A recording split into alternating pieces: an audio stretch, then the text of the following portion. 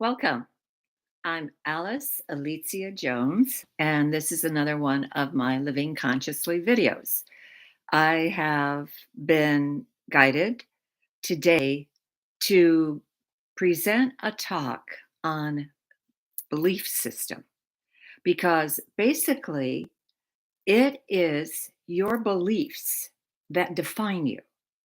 It is your beliefs that make you what you are, that determine how far you're going to get in life, that determine exactly where you're going to go in your life. Your belief system is like a box around you that you fit into, and you have so much time on this planet to redefine your belief system. You can change it. Because most of us, if you stop to think about it, most of us will go, welcome, Michael, um, to a place where our belief is, hi, Michelle, um, our belief system is exactly what our parents gave us to begin with.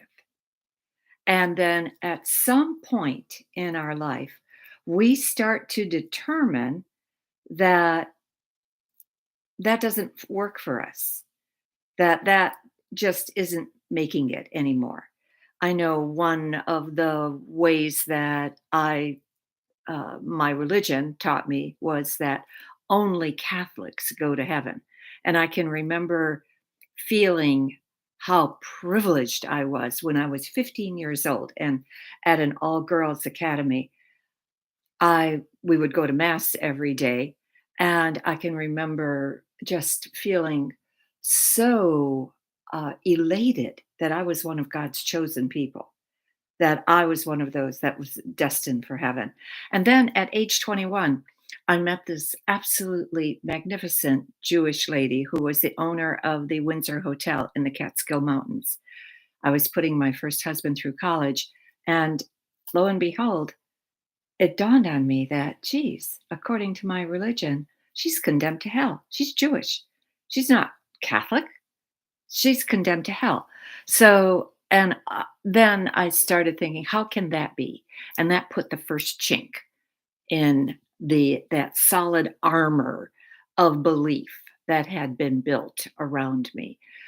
I can sometimes look at people and energetically notice that they have I've never seen a black band around anybody, but I have seen maybe cloudy, dark bands that, that were basically impenetrable.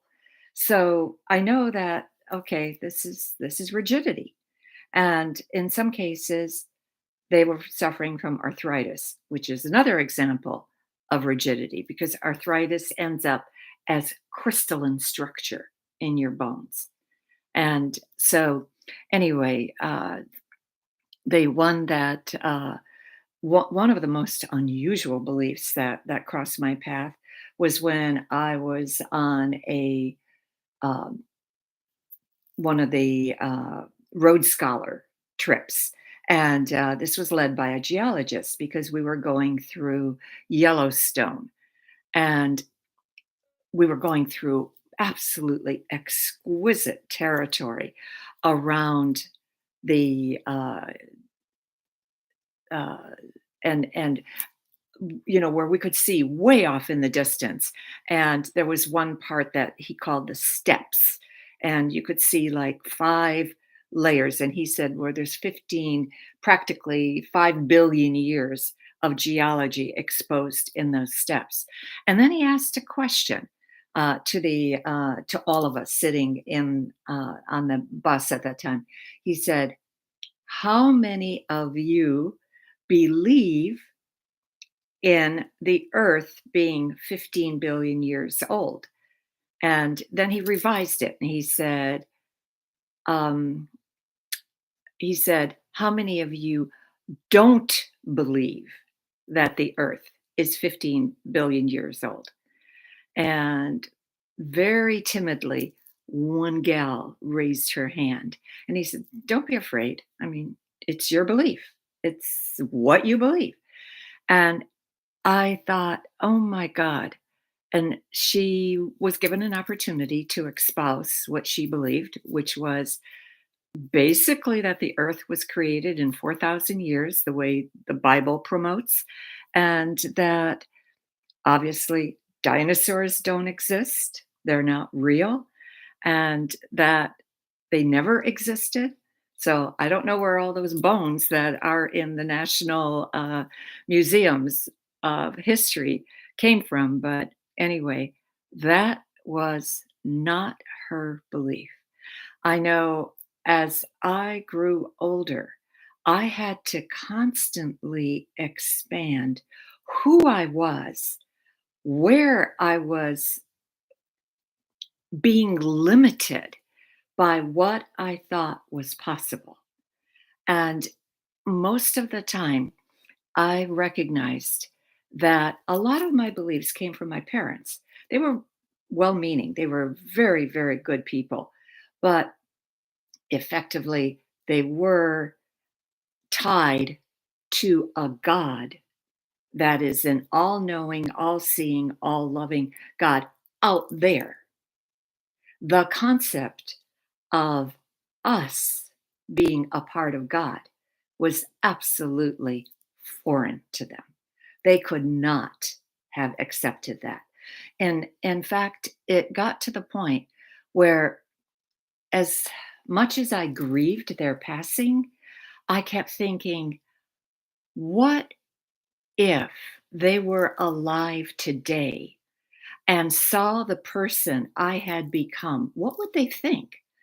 And the beauty is, because of all the work that I do and the work that other people do, there have been times where mediums, I've listened to mediums, and sure enough, the first person to show up was my mother.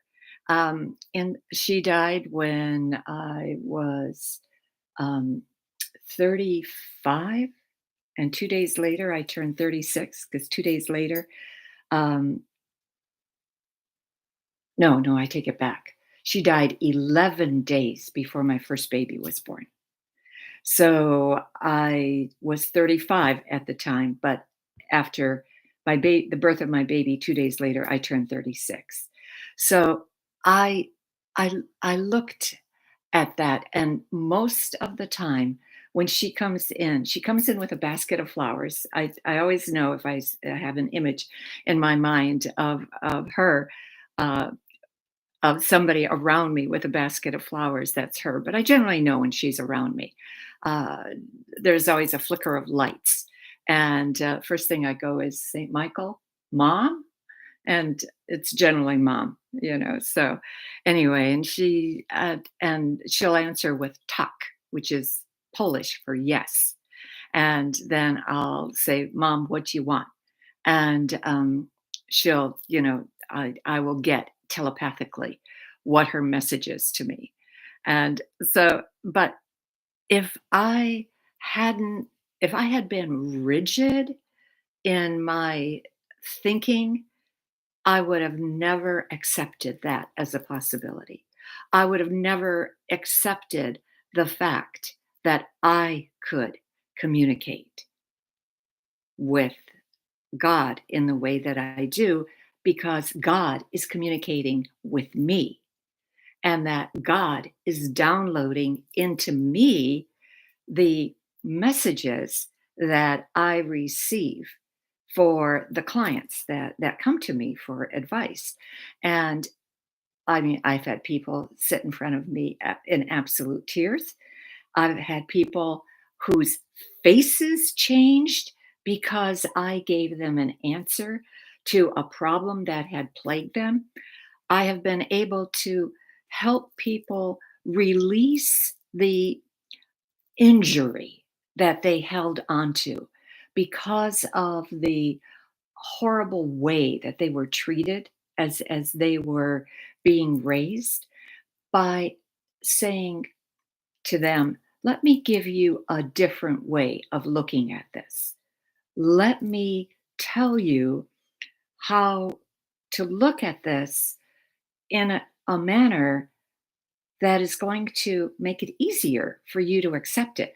And lo and behold, what came in for me was a past life for them so that they could understand that that past life was the reason that they were experiencing what they were experiencing in this lifetime. Did I consider that a possibility when I was growing up? Absolutely not. I resisted any type of involvement with spirit. Even though I was born with a caul over my face, this is where the placenta doesn't detach from the body when the child comes down the birth canal. And in Polish folklore, that's an omen of great psychic ability. I absolutely resisted every single um, facet of trying to live my life in a more spiritual way. And to the point where the first time that my sister met a psychic, she was in Grand Rapids, I'm in Virginia, and she met a psychic and who came in from England, a little Jewish fellow called Barry Lee. And she said, Alice, you have got to come and see this man. So I packed up the two kids. This was summer. So we went to my sister's, and he was about 25 minutes away from where she lived. So she watched the kids as I went for the meeting. I walk in the door and he goes, Alice, your angels are weeping. They have tried to reach you. They've been trying to reach you since you were 8 years old. And as he said that to me, I knew exactly what he was talking about. I knew the exact moment that they had first tried to contact me. And I know too, I had a friend once that I met when I met her daughter. I looked at her and I said to the mother, my friend, I said, she's from the angelic kingdom. And because that's the sense I picked up from her. And the mother told me that when her daughter was a child, she would see spirit. She would see, like, she would go into the bathroom and four beings were standing there and translucent. She could see right through them. And she said to me, that she came out basically crying to her mother. And she's, I don't want this. I don't want anything to do with this. And now, as I met her, she was the mother of three children. And she basically, her attitude was, I just want to raise my kids. I really don't want to have anything to do with spirit, any understanding, any contact, anything. And her choice. We can say no to God. We can say no. We have free will. And that is the greatest gift that humans have. So we absolutely have the right to be exactly who we are and to react in a manner that is pleasing to us. But just know that your belief system can put you in a box that will not allow you to be open to other type of information. To I once had I think I probably read this. They said when we were going to England for the first time, I was like just reading everything I could about, London. And they said, if you want to really understand the English mind, read the most conservative paper they have, which I think is The Economist. I think that's their most conservative, and then read their most liberal. I don't know what the most liberal is. I never got around to reading either paper, but I always remembered that advice. They said, go to both extremes. And effectively, I think, in retrospect, I think that's great advice. Whenever faced with an issue, I and I know that's not my understanding, that's not my way of thinking. I try my darndest to say, but I'm going to listen to what they have to say. And I'm going to see if I can at least get a glimmer of understanding of what it is, of how they think. Because so much of the time, I don't get it. I don't understand it. Especially when it comes to conspiracy theory or when it comes to the big lie. I don't get it, you know. And so I have felt that I just ask my angels, my guides, give me a level of tolerance. Allow me at least to not stand in complete, utter judgment of these people. And it's interesting because once a month I teach A Course in Miracles. And the lesson for this Saturday was really a little bit complicated. And so I said, well, how can I bring this down to earth? How can I bring this as as more to put a practical example? So I asked my guides um, as to what I was to say, and what they showed me, what came into my mind was the question: Who are the Ukrainians? Who are the Russians? Because obviously the Russians are battling their Ukrainians for territory that utterly does not belong to them. But yet there are people that are absolutely convinced that they have the right to that territory. So when I said, "Who are the Ukrainians?" the answer I got was the Babylonians. And then when I asked, "Who are the Russians?" and I was told, "They're slaves." So then I Googled Babylonians and I continued to read about the slaves. How did the Babylonians keep slaves? Because they kept them for about 500 years, if I remember correctly. And they the slaves came from debtors, people that accumulated a huge amount of debt and they couldn't pay it off. They came from conquered territory. Babylonians conquered whoever, took those people as slaves. Or the last one was that they uh, were purchased from other countries that kept slaves. So I looked at that and I thought, again, that gives me an easier way of accepting this huge trauma.